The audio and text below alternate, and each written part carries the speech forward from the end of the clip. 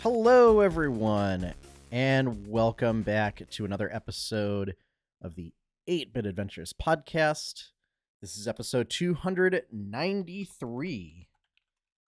I am your host, Sean Hayes, and thank you for joining me for another episode. Sorry, I realized that I didn't update the show topics. I knew I forgot something. But, yeah, so we're back. 293 episodes. And we've got a few things. So we've got a little bit of tabletop news, a little bit of entertainment news, and a little bit of gaming news. And as far as, some positive, some negative, as it usually goes. But,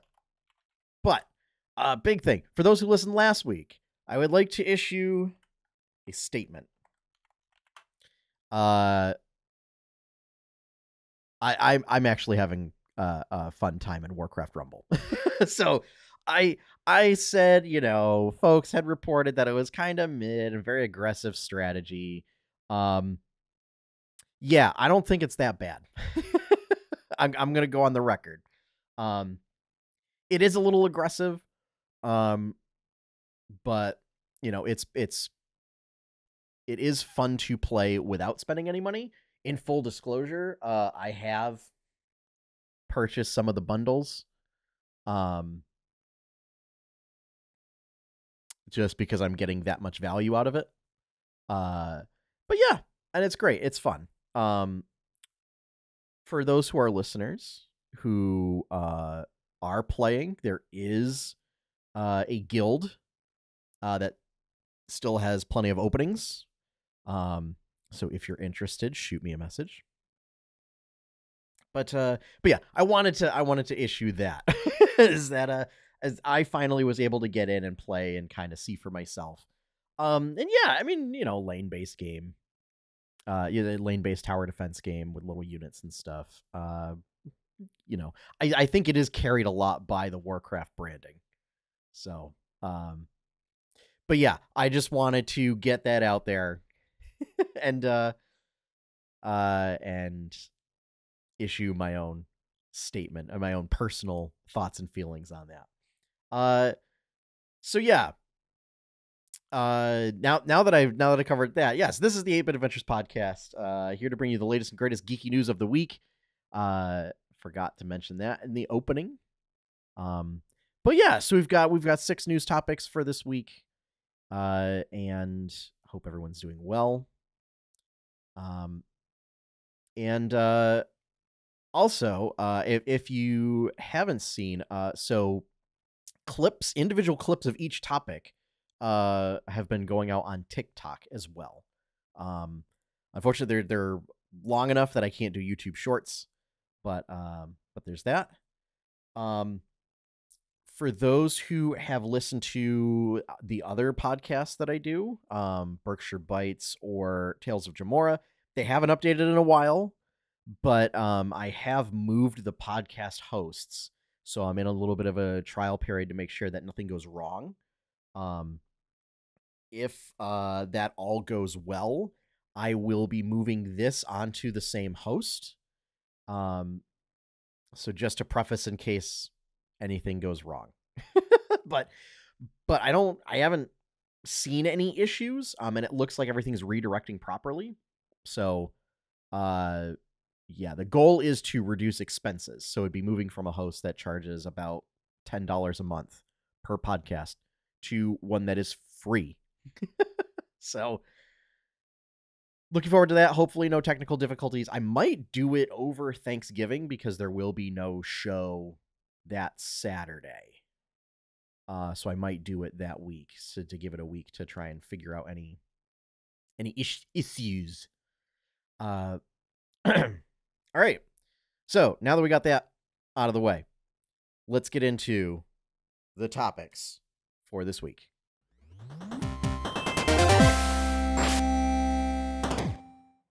All right. So first up, GamesRadar reports that a demo of the survival RPG Enshrouded was a big hit with the crowd at Steam Next Fest.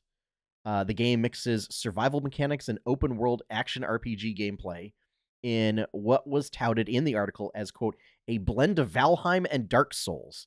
The game releases in January. So, yeah, it looks like, action RPG, sort of Souls-like gameplay, using a lot of variety of weapons. You fight monsters in like an open world setting, big bosses, but having sort of these survival mechanics in the base building that Valheim brings, and supporting supposedly up to 16-player co-op. Very excited for that. This may be, something to take a look at, especially if you were a big fan of Valheim, especially taking a look at that. And the game's sort of preview trailer had a great sense of humor to it as well. Sort of the narrator kind of talking.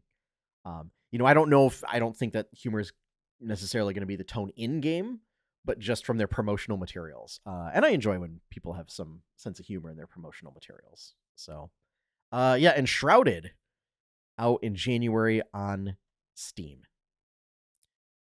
Next up, Nintendo issued a press release announcing that it will develop a live-action Legend of Zelda film in conjunction with Sony Pictures, which is, that's a little bit of a weird one, and Avi Arad, and his production company. The film will be directed by Wes Ball, and no other details concerning that yet. Aside from it's Nintendo and Sony are doing like a 50-50 investment stake in the film. Little unusual that they're not going with Universal again, but I don't know if that's just sort of Nintendo kind of testing out with different movie production companies. So yeah, we'll have to see. Live action Legend of Zelda, I don't know. I mean, if they're able to do, a lot of practical effects would be great. I'm not super familiar with a lot of Wes Ball's work. So yeah. well, we're going to have to see how it goes. Here's hoping that it's a lot better than most video game films. So yeah, I don't know. I'm excited, but it could go really bad. It could be pretty terrible. So here's hoping that they just like kind of push it as a, standard fantasy film. And that at least as far as like the big crutch of a lot of fantasy films is like a lot of the names and everything are like they're kind of just nonsensical and like hard to follow, and so like people have a hard time picking up stuff and characters. Thankfully, a lot of the names in Zelda are pretty easy to remember, and they're already in the public consciousness, so yeah. And no word on like what sort of, if it's going to be an original Zelda thing or if it's going to be based on a particular game. I feel like some Zelda games are probably better suited than others. There's too much for Ocarina of Time, and there's too much time traveling going on. But like Wind Waker might be a cool one. That ends up being more of a pirate film. I think Twilight Princess would be a tough one as well. So yeah. Plot twist. Maybe it's just they're just going to do a live action adaptation of the cartoon. There we go. And I'm going to leave on that note. All right. Next up, IGN reports that 6 years after launching, the Overwatch League is being disbanded, as Blizzard refocuses the game's esports program. The league's fate was subject to a vote by the teams within the league, with any teams who opted not to continue, not to re-sign a contract, receiving just a $6 million payout, cash out. So yeah, my guess is most of the teams opted to just get the $6 million payout, because notably, viewership numbers were not there, based on what Activision Blizzard was hoping to get. Investment money was starting to dwindle, so like apparently many team owners were actually operating their teams at a loss. So it was just not sustainable. And I think the number was they sunk $90 million into investment with like Twitch, and to like basically get it up there and like out in front of people. And Overwatch, it's kind of hard to, it's, in my mind, it's a hard game to follow as a viewer. Just because of like how fast paced it is. And the fact that, there's just so much chaos going on. And prior to, I guess this last season, or maybe an earlier season, like you could just end up switching characters multiple times within a match, which could also make it hard to follow. So yeah, so Overwatch League, no longer a thing. So we'll have to see what becomes of Overwatch esports going forward. I think it was a very ambitious endeavor to try and get it to be like a professional league sort of thing. But it also points out, the pitfalls of trying to establish, something similar to like a major sports league with a video game, because video games, like all of their IP is owned by the parent company, which I think hampers the level of success. Excuse me. So, just because all of the investment comes from that parent company, and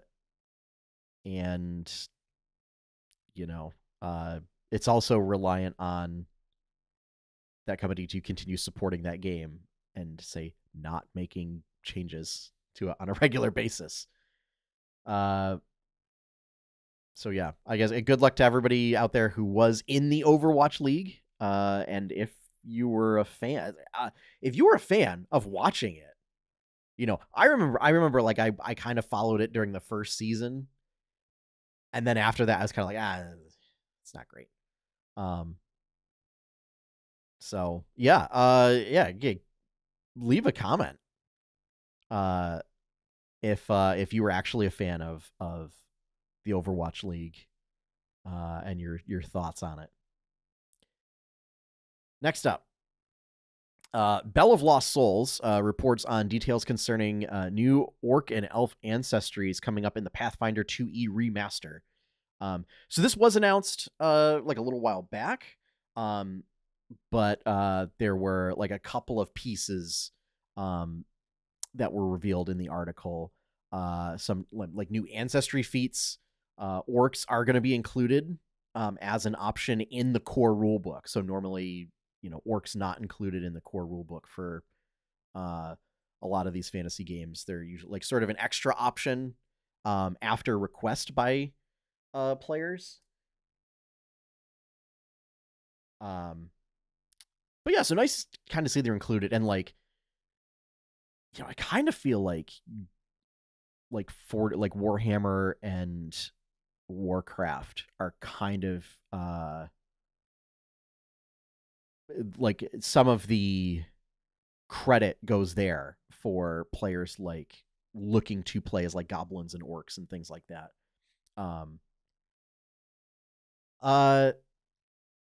Half orcs and half elves will be overhauled into their new mixed ancestry options. So in particular with half orcs, like they're not going to be, they're going to get their own name. So instead of just being like, oh, just half, like they'll actually have like a cultural name that just applies to any sort of orc mixed with other ancestries. So yeah, and this is part of the remaster, to kind of bring up to date some mechanics that it seems like a lot of pressure was being put on Wizards to make changes with 5e, and it seems like Paizo is kind of taking note. I don't know if the same level of pressure was being put on Pathfinder, but it seems like, Paizo's kind of keeping an eye on sort of the climate in the community, and making these changes, kind of at the same time that Wizards is making changes to a lot of like ancestry based mechanics. So things like ability score increases and stuff like that. So yeah, I'll be interested to see what comes out of that with the remaster. And yeah, so that'll be coming fairly soon. I know Paizo did something where they're putting out errata now, like more quickly, because they're doing it through digital means, and then like later putting print errata out. So I don't know if we'll see digital versions of the remaster much earlier than the print versions, but so yeah. Next up, Kotaku reports that the Super Mario Brothers movie is coming to Netflix in the United States on December 3rd. It's currently streaming on Peacock, and you can also buy it or rent it through other services like iTunes and Prime and things like that. But yeah, I know I personally don't have Peacock, so the fact that it will be coming to Netflix is great. We unfortunately still have Netflix. But yeah, that's just a quick piece of news. Because we knew it was coming to other services. But yeah, it was also a little weird that like it came to Peacock first and not Paramount. Because I think Paramount is tied in with Universal somehow. So yeah, that just seemed weird to me that it wasn't on Paramount. So, and then finally, Microsoft issued a press release that Xbox is pairing with in-world AI to develop generative AI tools for game developers. Now, this is setting off a bunch of red flags already. The tool set is slated to include an AI design copilot, which is basically a fancy name for an AI that will write scripts, dialogue, and quests, basically like a lot of text options. And then an AI character runtime engine, which is an engine that will dynamically generate stories, quests, dialogue as you're playing the game. So this is basically an option for game developers to not pay writers. Like that's what it's boiling down to. And let's be real, that's what it's going to be used for. So yeah, not being very well received by individuals who work in game development who would be affected by this.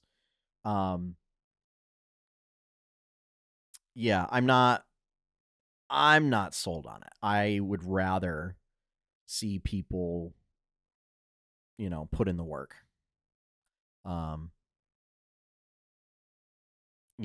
think what I would rather see is, engines that will like dynamically generate like a map for things that would use like a tile-based map generation. Because then like and even then like still having, and it just like imports assets so that you would still have to say get an artist to create the assets to then put on your map. And instead it's just like I'm just thinking in terms of like, something like RPG Maker or something similar, where then if you're a small indie dev, you could, like, if you have all your assets together, you could then run it through and then just have it come up with, a map for you. Obviously, if you're a studio that has a larger team, you should just hire somebody to come up with that. Yeah. Like, I'm generally in favor of AI tools that allow you to automate tedium. As opposed to doing stuff to replace talent. If that makes sense.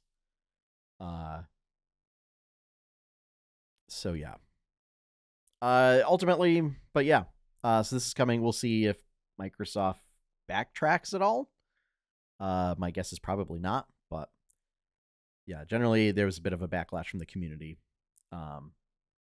Especially since it writes scripts and everything. So now this is intended to replace a bunch of creative development. So yeah. That is the news for this week. Thank you all for joining me. A little bit of a short episode, but I wanted to get through topics pretty quickly.